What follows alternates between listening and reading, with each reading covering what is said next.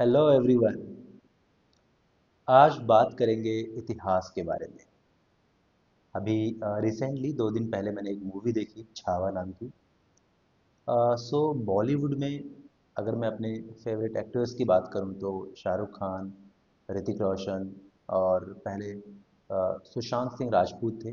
But क्योंकि अभी वो है नहीं, तो तीसरे नंबर पे अगर मुझे कोई अच्छा लगता है जिसकी फिल्में मैं देखता हूं तो वो है विकी कौशल। उनकी एक्टिंग, उनकी डांसिंग मुझे बहुत अच्छी लगती है। तो इसलिए मैंने जाके छावा देखी।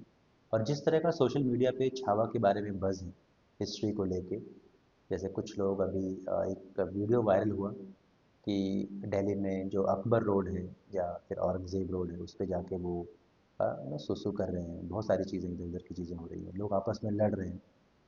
तो आज का ये टॉपिक है इतिहास के बारे में।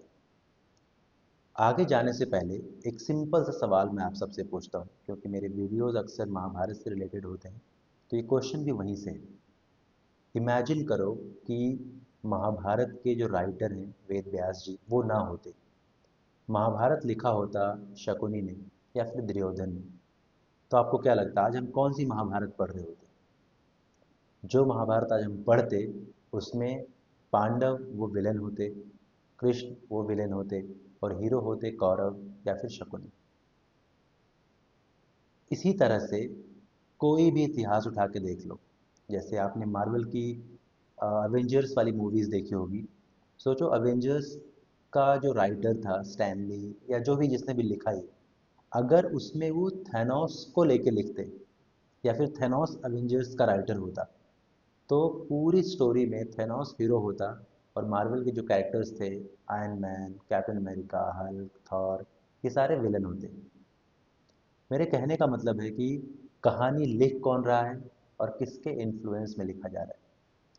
देखो, इसको समझना बहुत आसान है।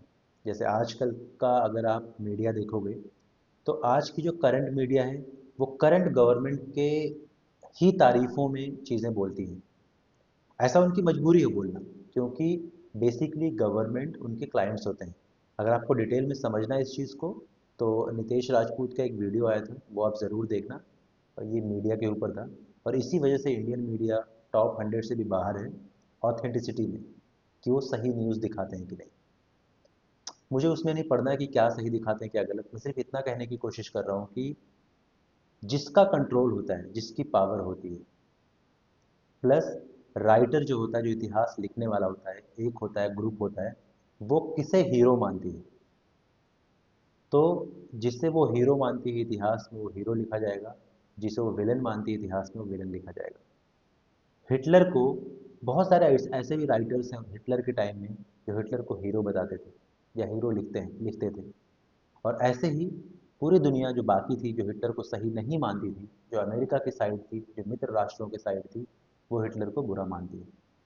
जैसे इसको थोड़ा सा और सिंप्लीफाई करता हूँ।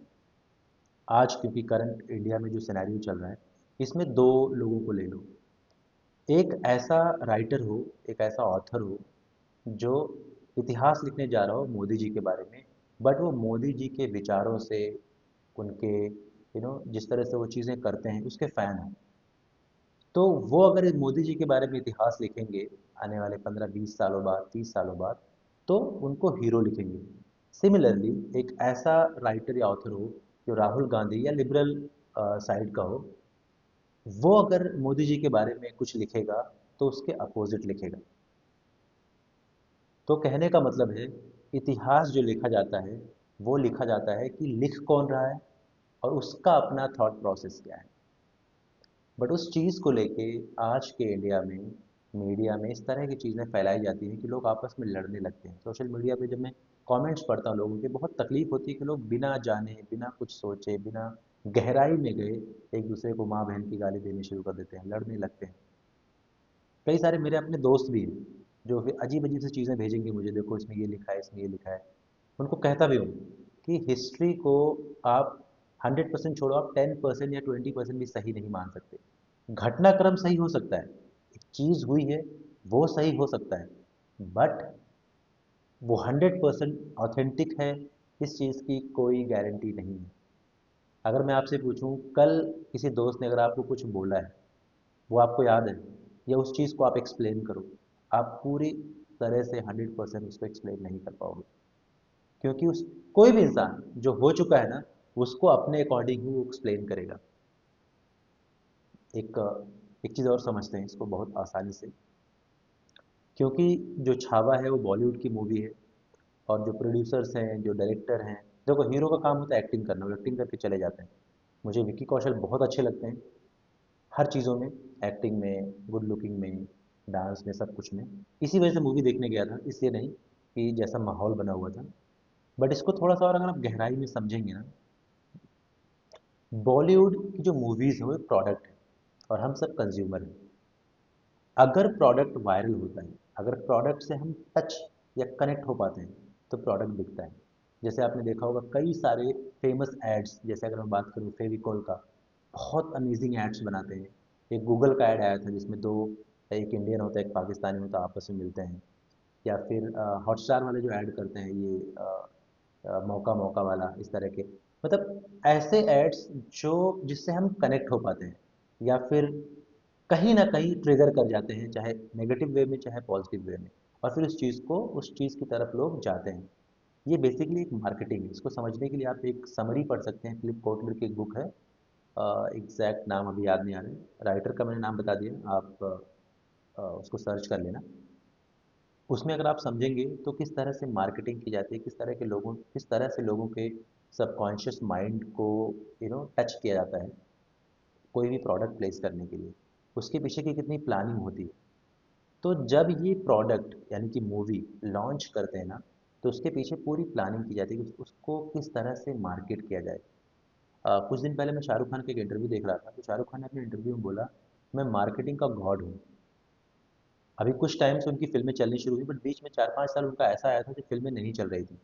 कहीं न कहीं या तो वो पुराने एक ही ढर्रे पे उनकी मार्केटिंग चल रही थी, या कहीं न कहीं कुछ चीज़ें ऐसी हुई जिसकी वजह से फ़िल्में उनकी नहीं चल रही थी। लेकिन उनको ये चीज़ पता है कि अगर फ़िल्मों की मार्केटिंग अच्छी की गई, तो लोग थिएटर तक जाते हैं। फ़िल्म अच्छी होगी तो फिर कंटिन्यू करेंगे, जिसको हम बोलते हैं कस्टमर रिटेंशन, कि कस्टमर दोबारा आएगा। बट पहली बार कस्टमर को थिएटर में लाने के लिए, कंज्यूमर्स को, व्यूअर्स को थिएटर में लाने के लिए आपको मार्केटिंग बहुत सोच समझ के करनी होती है। तो जब छावा मूवी बनी, तो पूरी तरह से प्लानिंग की गई कि हाँ, इस चीज़ को करने से इस तरह के व्यूअर हमारे पास आएंगे। अब क्योंकि इस टाइम इंडिया का इन्वायरमेंट, माहौल इस तरह से है कि लोगों को ऐसी फिल्में अच्छी लगती हैं। मैं एक्टिंग पे, डायरेक्शन पे, किसी चीज़ पे कोई बात नहीं कर रहा हूँ, क्योंकि मूवी सच में बहुत अच्छी बनी है, और इमोशनल भी कर जाता है, बहुत बहुत बार ट्रिगर भी कर जाता है। और वही जो डायरेक्टर थे, वही उनका पर्पस था, जो प्रोड्यूसर थे, वही उनका पर्पस था कि लोगों को ट्रिगर कर जाए, जिससे लोग बार बार मूवी देखें। तो आज हमारी जो ऑडियंस है वो इसी तरह की है। अब जिस तरह की ऑडियंस होगी, उनको उसी तरह का प्रोडक्ट ही सर्व होगा। देखो वो बिजनेसमैन है, उनको प्रॉफिट बनाना आता है। उन्होंने फिल्म बनाई, अच्छी मार्केटिंग करी, मार्केटिंग काम कर गई, और मूवी ऑलमोस्ट 500 करोड़ के आसपास अर्न कर चुकी है। मोस्ट प्रोबली नेक्स्ट वीक या उसके अगली वीक ये 600 करोड़ क्रॉस कर जाएगी। एक एक इसको और एग्जांपल से आपको समझाऊंगा, आपको क्लियरली समझ में आ जाएगा इतिहास के बारे में। 2004 में एक मूवी आई थी अक्षय कुमार की, भूल भुलैया, जिसके डायरेक्टर थे प्रियदर्शन। उस मूवी में ये दिखाया गया कि उसकी जो एक मेन कैरेक्टर थी मंजूलिका, उनके ऊपर भूत आता है, मतलब आत्मा आती है। बट उस टाइम जिस टारगेट ऑडियंस को टारगेट किया गया था मार्केटिंग में, प्रियदर्शन या जो डायरेक्टर या प्रोड्यूसर थे, उनको पता था कि वो जो ऑडियंस जिसको हम टारगेट कर रहे हैं, उनको पता है कि भूत, पिशाच, आत्मा, ये सब मनगढ़ंत कहानी है, ये सब एक तरह से साइकिक सिकनेस होती है। और उसको उन्होंने प्रॉपर बताया भी कि किस तरह से एक बीमारी होती है, ज़्यादा सोचने पे वो चीज़ें हमें दिखने लगती हैं।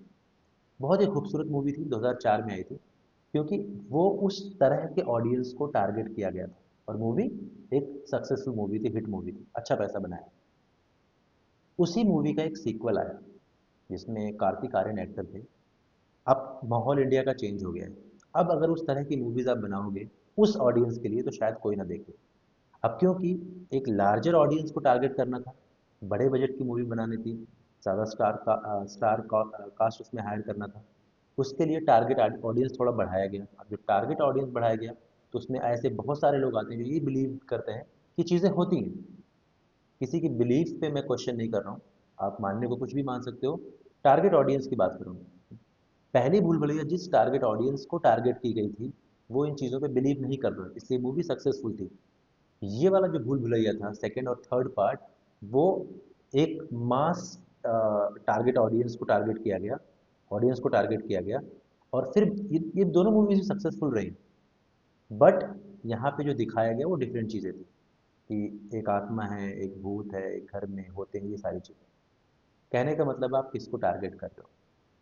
तो वो बॉलीवुड अपना प्रोडक्ट लाता है, लॉन्च करता है, और हमारे व्यूवर्स, हमारे ऑडियंस का जो माइंडसेट होता है उसका वो इस्तेमाल करते हैं, यूज़ करते हैं। बट उस चीज़ को लेके, उस चीज़ को सही या गलत मान के हम आपस में लड़ने लगते हैं। यहाँ पे हिंदू मुस्लिम न जाने क्या क्या चीज़ें होने लगती हैं, और यहीं से प्रॉब्लम, कॉन्फ्लिक्ट स्टार्ट होता है।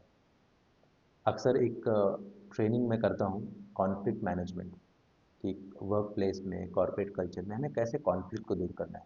तो उसमें ये सारी चीज़ें आती हैं। वापस मैं इतिहास पे आता हूँ, फिर से बता रहा हूँ, इतिहास उसी के अकॉर्डिंग लिखा जाता है जिसका उन ऑथर्स पे या उस पर्टिकुलर टाइम पे उनका कंट्रोल होता है। अगर मुगलों के टाइम इतिहास लिखा गया तो हीरो मुगल होंगे, बाकी लोग नहीं। ऐसे ही अगर कंट्रोल बाकी लोगों का होता, इनके टाइम में इतिहास लिखा गया होता, तो इतिहास दूसरा कुछ होता।